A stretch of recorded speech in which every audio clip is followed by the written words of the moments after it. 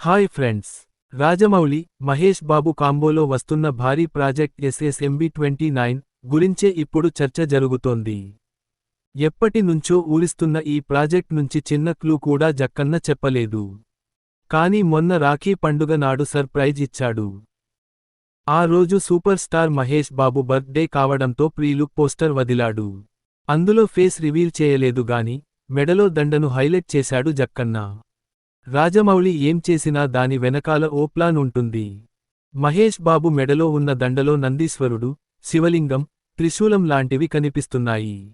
ఇది globe trotter కథ అని చెప్పేశాడు జక్కన్న. అంటే ప్రపంచ వ్యాప్తంగా తిరిగేవాడు అని అర్థం. ఎక్కువగా అడవుల చుట్టూ కథ ఉంటుందనేది కామన్ ప్రచారం. సింహాలు, జంతువులతో సీన్లు ఉంటాయి. ఇందులో సనాతన ధర్మం కాన్సెప్ట్ను కూడా హైలైట్ చేయబోతున్నాడంట జక్కన్న. ఇప్పుడు ఇదే హాట్ టాపిక్. రీసెంట్ టైమ్స్లో దేశవ్యాప్తంగా సనాతన ధర్మం కాన్సెప్టుతో వస్తున్న సినిమాలకు భారీ క్రేజ్ ఉంటుంది. మన ధర్మం, కల్చర్ అనే కాన్సెప్టును ప్రేక్షకులు కూడా బాగా ఆదరిస్తున్నారు. పైగా ఈ కథలో ప్రకృతి చుట్టూ కథ సింక్ అయి ఉంటుంది. అందుకే సనాతన ధర్మంలోని ప్రకృతిని ప్రేమించాలనే కాన్సెప్టును ఇందులో హైలైట్ చేయబోతున్నాడంట జక్కన్న.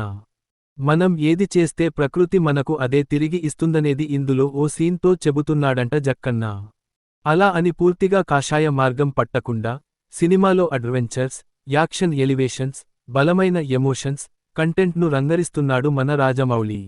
మరి రాజమౌళి ఎంచుకుంటున్న సనాతన ధర్మం కాన్సెప్టు ఇందులో ఏ మేరకు ఉంటుందో చూడాలి.